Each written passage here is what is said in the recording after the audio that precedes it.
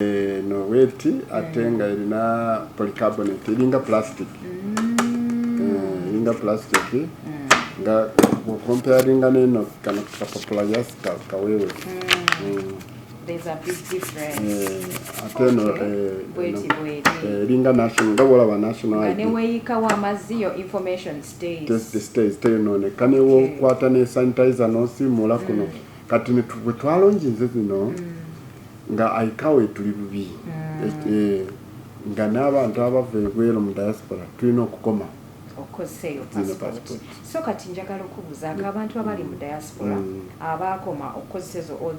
passports naye nga bakyaliyo how are they going to return? No, tewali buzibu kyebagenda okukola ate kyekikulu ndowooza kyekikuleesa ekikulu abantu ba diaspora bakomawo batya ate nga zino tezikirizibwa mu kifo ky'okugenda ku embassy ogenda kulwawo okusaba appointment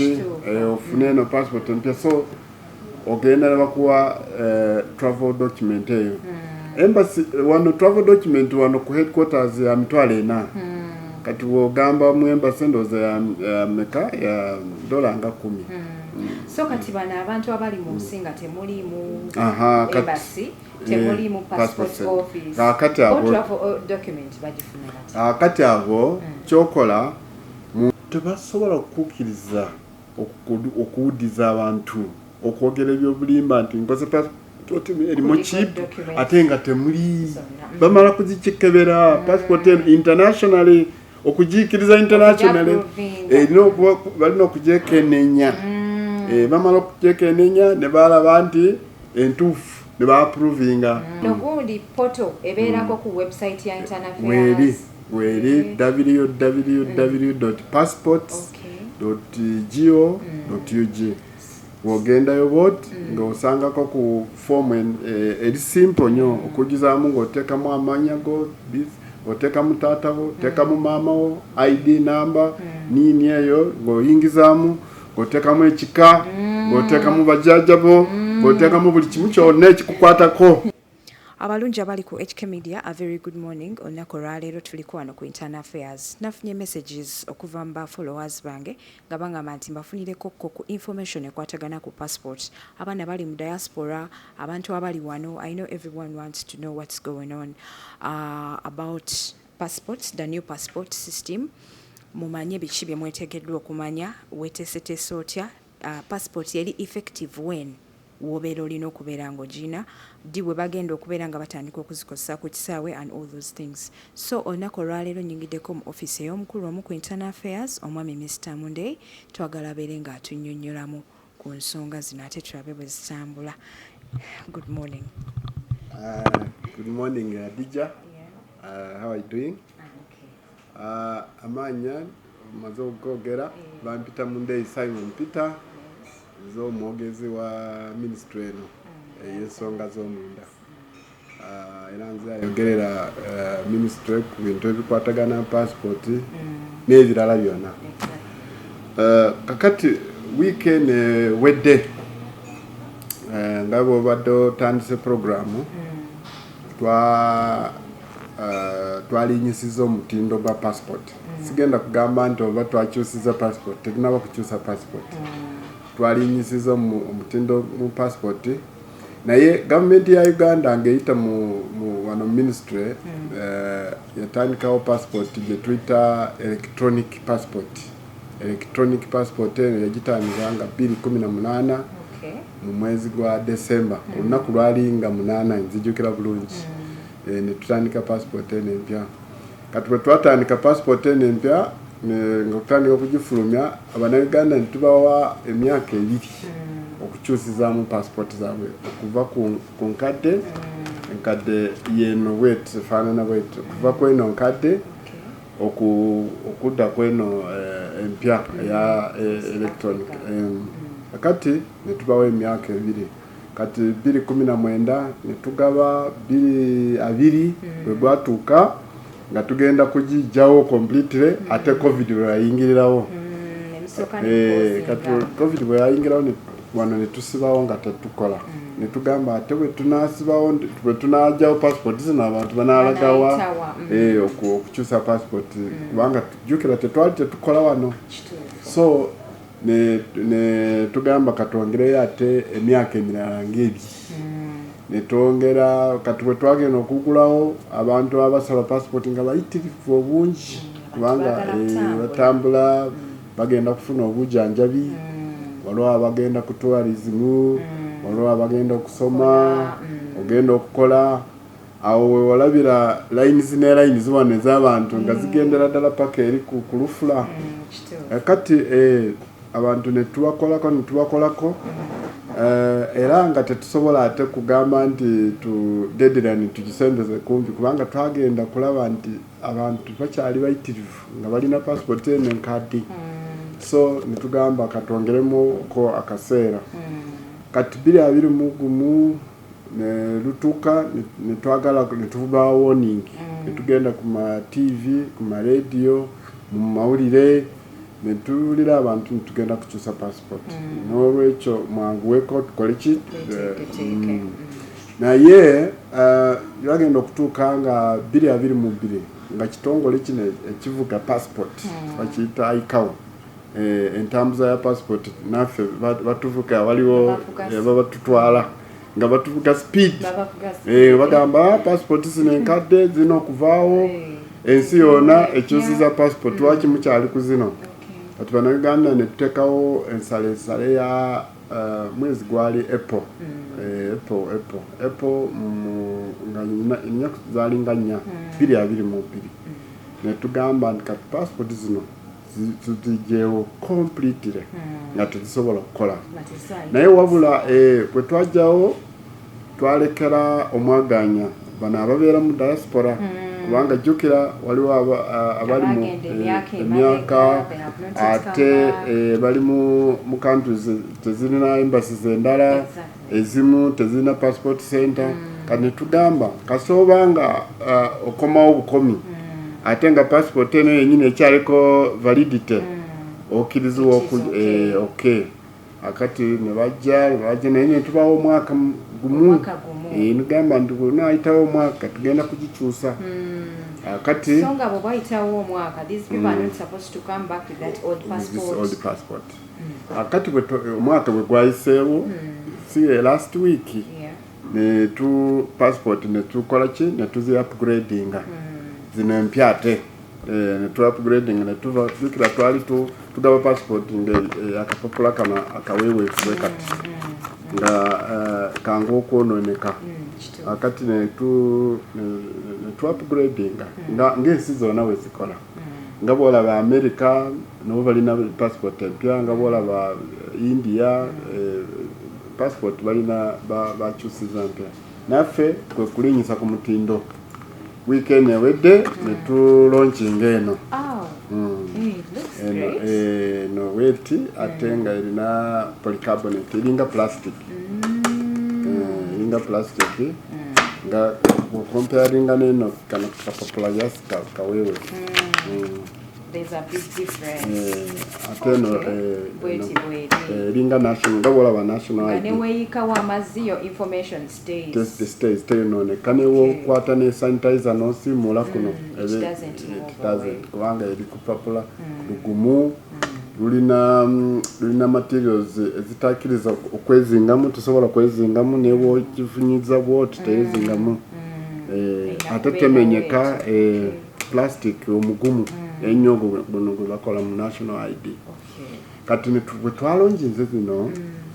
nga aikawe tuli bubi nga n'abantu abava ebweru mu diaspora tulina okukoma okoseyo passport so kati njagala okubuuza abantu abali mu diaspora abakoma okukozesezo old passports naye nga bakyaliyo how are they going to return no tewali buzibu kyebagenda okukola ate kyekikulu ndowooza kyekikuleesa ekikulu abantu ba diaspora bakomawo batya ate nga zino tezikirizibwa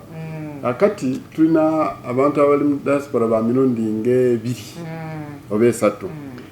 category esooka bali mu countries tulina mu passport center nga America nga Denmark nga Canada nga United Arab Emirates nga South Africa tulinayo tukolerayo passport newe tubeerayo n'abana Uganda abali mu countries we tutalina passport center naye nga tulina embassy ekye category yokubiri balina babeerayo tetulina passport office naye tulinayo ki embassy okitegedde category yokusatu tulina abana Uganda ababeera mu countries nga tetulina passport center tetulinayo neki embassy okitegedde groups satu bana abasooka bali mu countries nga tulinayo passport center okitegedde category yokubiri bana abana Uganda ababeera mu countries nga tetulinayo passport center naye kyokka tulinayo ki embassy category yokusatu bana abana Uganda ababeera mu countries nga wadde tetulina passport center tetulinayo embassy okitegedde categories esatu akati bana abasooka ababeera mu countries nga tulinayo passport center bo kyangu nnyo kyebakola bagenda ku passport center zaffe zibeera ku embassy ne bakyusa ki passport bateekamu ne basaba relevant information ebeera waawo bagiwa abantu buli kimu information weeri officers we bali machines ezikuba ebifaananyi we ziri machines ezicapturinga fingerprints we ziri kati kyokola ng'ogenda ku mukutu n'ojuzaamu information enkwata nga bwe tukola wano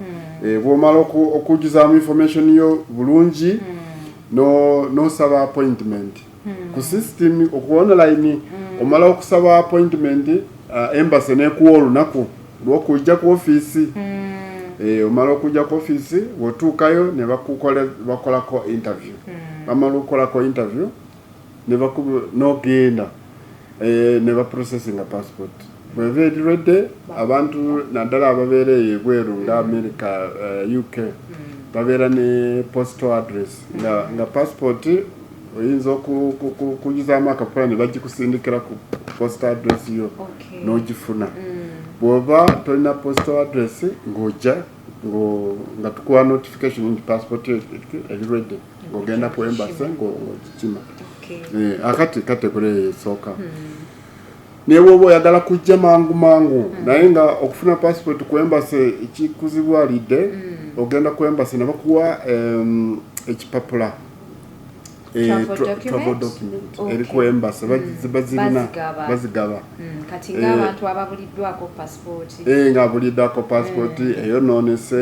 egudde mu mazzi ekoze ki ebikoze bitya tolina passport ate na ofiiriddwa wano mu kifo ky'okugenda ku embassy ogenda kulwawo okusaba appointment ofune eno passport empya so ogenda ne bakuwa travel document eyo embassy wano travel document wano ku headquarters ya $4 kati bw'ogamba mu embassy ndowooza ya meka ya $10 so kati bano abantu abali mu nsi nga temuli mu embassy temuli mu passport office travel document bagifuna kati abo kyokola mu nsi temuli mu embassy yaffe waliwo eyankubiddeko ojuzi mbali Sabia tetulinayo embassy tetulinayo ne passport office kati kyokola bw'oba oyagala kusaba passport oli mu country telina embassy telina ogenda ku mukutu okitegedde kwa passport n'oyigizaamu information yo n'omala okugizaamu information yo n'obiprintinga n'osasula ku mobile money kiikiriza oyinza okusasula waliwo sendwave n'ebirala byonna ndowooza master card visa card n'osasulira passport bw'omala okusasulira passport yo n'oteekako kasiripu ako emabega wa form zo n'oteekako akafaananyiko okitegedde kakati wano ku call center yaffe tulinawo enamba tulinawo numbers ne email address eya ministry kyokola n'ofuna envelope bulungi n'oteekamu ebipapula byo n'obisiiringa n'ofuna courier Korea ngeno DHL Aramex n'ebyo ebirala Posta n'oteekamu ebipapula byo n'osindika eno Uganda n'oteekamu ne passport yo enkadde okitegedde. How fast is it? It is very fast. Enaku bbiri olaba nga bali wano ate nga bw'oyingidde wano ndabye Aramex tikula wano passport ogirabye eya red ebadde byerese buli lunaku ejja wano buli lunaku eno kati eva kuleeta kuva Russia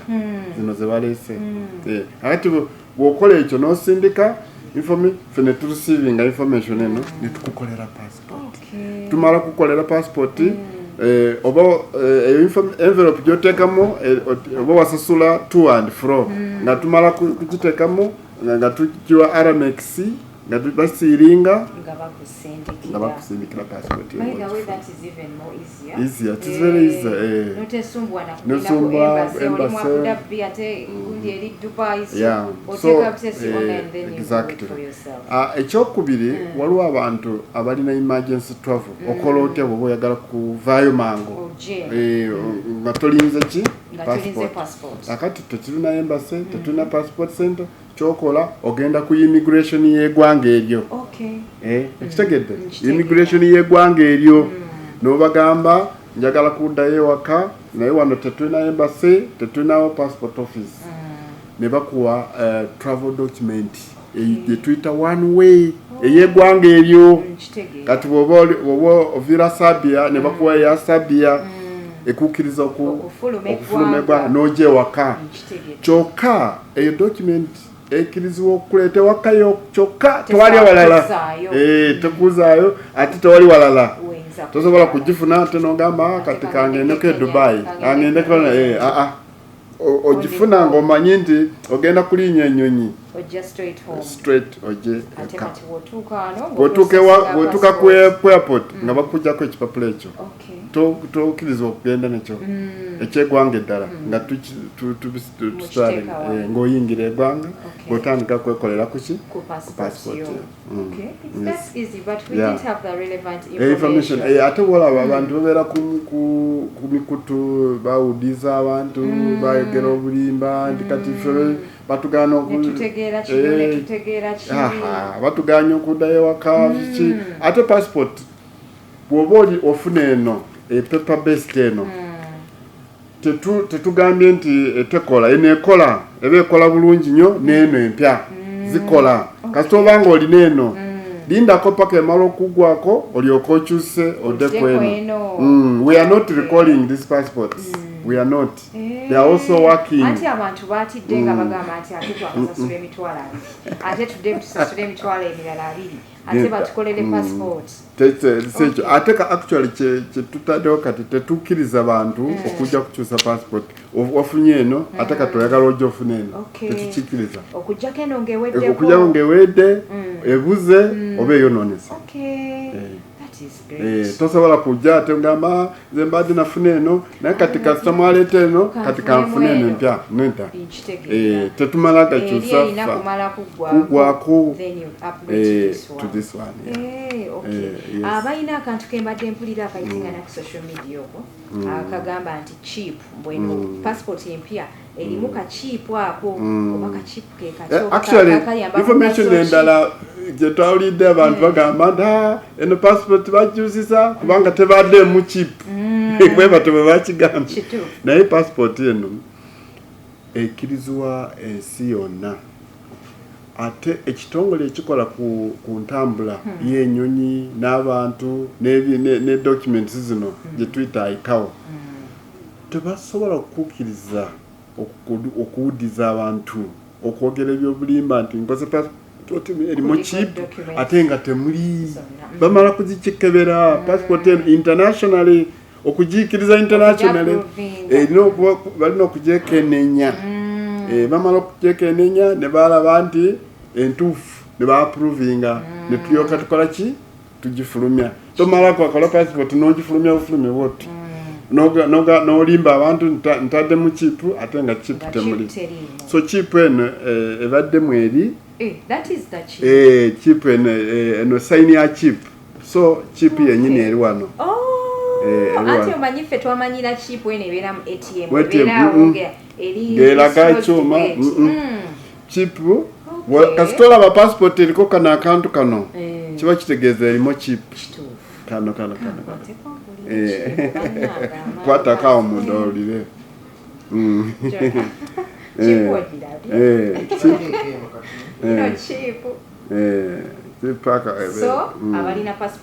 era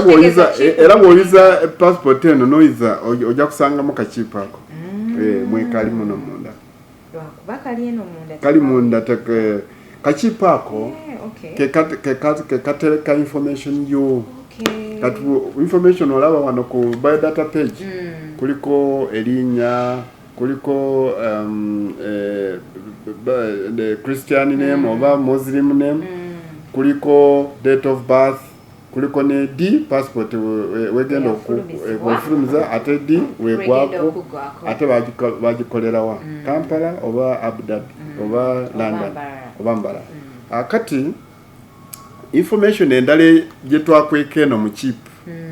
nyingi tata wani mama wo fingerprint kukyalo wa gwoli muki tijajawo wa kikaki ezo information yone eri muno ebe kuyamba nti ne muntu waba agezeeko okudyeka passport eno ngayagala kugiforginga abatalaba kyafu talaba ekiri munda muno ayinza okuforginga bino byalaba wano naye munda nakafaananyi akalala twakakweka omumunda ofaananyi mirundi twakweka emirundi eso twasooka n'oteekawo nekinene waliwo nawane ekitono waliwo nemuchip mulimu ekifaananyi ate naawo ndabawo wano nawo wali ghost image kakati information ebeera mu chip yonna ekukwatako kasi oteekamu fingerprint what ojja noteekamu what nga information ekola ki ng'evaayo ng'eragamu technologies zino ze bateeka ku international airports ze zisoma eno chipu gwe n'amaaso tosobola kusoma ekiri mu chipu eno naye ebyuma ebiri ku international airports bw'oteekamu passport yobwot ng'esoma chipu ng'ecomparing ekiri kuno kungulu n'ekiri ku chipu ekolamu emirundi ebiri kino kiri kungulu ono bakuyita Hadija ate eno ndabeyo Mary twaki nga question mark yes exactly wadde no relevant information tubadde tubuuza ddala omanyiza abantu bagenze ne bagamba ku microchip n'endowooza nti oba eno passport endala mbweno passport ejja kuba nga kadi abantu balaba abaliwo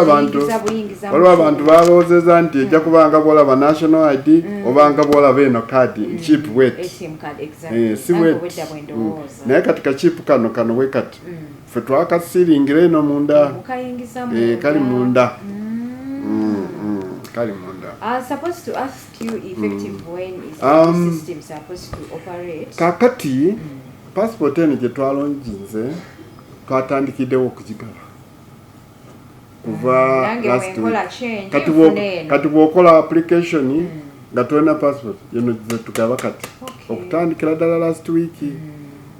twalekeddawo okugaba zino paper based naye kyokka zikola basigale nazo okutuusa nga zi expiring wabula eno tekyakolerako ddala eno it's a gone case newoba ova ebweru bawadde engeri gy'okujjamu yokka bw'oba oyagala kujja oba okusaba mu passport. Okay, so kachenjagala okubuuza omuntu bw'abeera nga yali alina old passport for example ng'alina information n'agamba kangateeka erinnya lya tata wange eryokusatu in a new passport ekyo kiba nga kasitoba nga wakyusa erinnya n'oyongerako mu national ID ffe tugoberera ebiri ku national ID kubanga information eri ku national kunira erina okubanga ekwatagana ne information yawo no passport kati gwoba oyagala kwongerako erinnya sooka ogende kunira ndowooza ogende ku URSB okyuse erinnya omala okulikyusa ojja wano tujja kulyongerako kasita nirebe yongeddeko tewaba buzibu omanyi ku kyeyeeyo baganda bagendayo abasinga bambi nga tebamanyi kozesa computer tebamanyi kozesa smartphone kuaccessinga website ng'ezo kati n'atuuka mu kizibu ng'ekyo ng'ali green tamanyi kyazzaako in that case omuntu ng'oyo muadvising oti omuntu oyo in that ali wabweru ali wala kati alina okufunayo omuntu gwa trustinga kubanga technology omanyi engeri gyegenze tetusobola okugamba nti kati ate tudde ku analogo kati naye nsuubira nti omuntu aba agenze ebweru aba alina abamanyi okukozesa simu kubanga abasinga balirina smartphones yes so kati eno gundi poto ebeerako ku website ya Internal Affairs weri www.passports.go.ug wogendayo bot ng'osangako ku form eri simple nnyo okujuzaamu ng'oteekamu amanya go oteekamu taata wo oteekamu maama wo ID number niini eyo ng'oyingizaamu ng'oteekamu ekika ng'oteekamu bajjajja bo ng'oteekamu buli kimu kyonna ekikukwatako ate information gye tugenda okukweka muno mu chip bannange temulina kye mutubanja olunaku olwaleero byonna omwami omukulu Monday Simon birambuludde bulungi nnyo era nsuubira ndowooza mbitegedde abaana bali mu diaspora naddala mbaagala nnyo mutulaba nnyo mutufollowinga nnyo mwe mutuwa kye tuzzaako so any relevant information gy'obeera oyagadde okumanya ffe tuba tujja gikufunira bulambalamba bave ku bantu aboogera ebulimba bave ku bantu waliwo abantu bajja ku social media bagala likes bagala likes kati abo baba boogera amazima tebafuna likes naye kulimba ne bateeka information nga buli omu atya passport bajuza tosobola kuddayo ewaka buli omu ono nakubira ono nolabanga ng'ensi yonna eri ku bunkenke ne buli omu n'apanikinga naye kati information enungi bweti nga bagamba passport twakyusiza naye bw'oba olina eno tewali buzibu nebwobeera n'eno tali akugaana okukomawo ewaka ani alina obuyinza obugaana omunauganda okudda wano mu nsi ye tewali ggwanga lisobola kusibirayo abantu baayo ffe twagala abannauganda bakomewo eno so n'olwekyo tuteekawo emyaganya osobola okufunira obuyambi yes notabeera star and by the way people didn't know nti osobola okufuna kintu kyobeera oyagala kati nga passport ngeno nga tohasolinze nga tokubye masimu tokaabye maziga kyovudde olaba bano brokers ba agents balidde nnyo sente ku bantu zabwere kati bituuse kati passport nyangu nnyo okufuna tusobola n'okuteekamu kuteekamu information ojakola buli kimu kyekola wekola era kati n'ekirala kyeneerabidde ku system okwo kuliko kyetataddeko ekipya kya check status kuyinza okubeera ewuwe waka n'okikebera passport n'omanya etuusewa yes n'omanya bagiprintinze leero oba tenabagifuna D mu kifo ky'okutawanya n'ojja wano n'olayininga obuuze otuuke obeera ku simu yo n'okebera n'olaba check status I'll go to Internal Affairs and get my passport. It is ready. Ojango Lishua. Yes. This is so amazing. Yep. Katusibula abantu sibula abantu abali mu diaspora. Abantu bali mu diaspora tubagala nnyo. Ndina message esooka yakubeebaza. Abantu ba diaspora abo omanyi sente zisinga wano. 219 sente zasinga wano zava mu diaspora. Yes. Diaspora contribution gye bakola wano ya manyo. Nze ndabye abantu abafudde wano nga tebalina kye balina ne bagenda ku diaspora ne bahasolinga bakola nnyo bambi. Mu diaspora osanga omuntu akola omulimo emisana n'ekiro tawumula omuntu yeebakira ssaawa ezibiri naye wano ewaffe omanye wano tuli sisobola okukola kiro naye abaana abo bambi bakola nnyo bali hard working be batubezezaawo n'eggwanga lyabwe n'olwekyo tubeebaza on behalf of government ntwala kwebaza abaana abo abantu bonna abali mu diaspora abakoledde ensi yaabwe mwebale kukola era ene Uganda tubakolera bw'ofuna obuzibu passport Hadija wuno mumutuukirire agenda kumutuukirira tugenda nakubakyalira bw'obeerawo obuzibu bwonna luli nali Abu Dhabi tuli nali Ottawa Canada so tubakyale ne tubabuuzaako ne tulabamu ebizibu bye bayitamu mu ngeri ya passport yeah tubayamba tetulinaako buzibu bwonna so n'ekirala tebabalyako sente ba brokers passport kyangu nnyo okukisaba for yourself kasente ko osula ebweru oli mu muzira ate okawo omuntu omulala nsanvu oba omuntu omulala oba omwebaza ki so akasente ako kayinza okukoleramu ekintu wano ewaka weekolere ku passport yo tewali buzibu bwonna ate ffe tuli wano kubaweereza bambi mwebale abalungi abali ku HK Media ngenda kuba mbasibula olunaku olwaleero nti mwebale nnyo okutulaba mwebale nnyo okusubscribinga waba oli mpya ku channel eno nyiga akagamba ako ka subscribe okubeera ng'otweyungako bulambalamba tujja kubeera tubaddamu ate omulundi omulala mweraba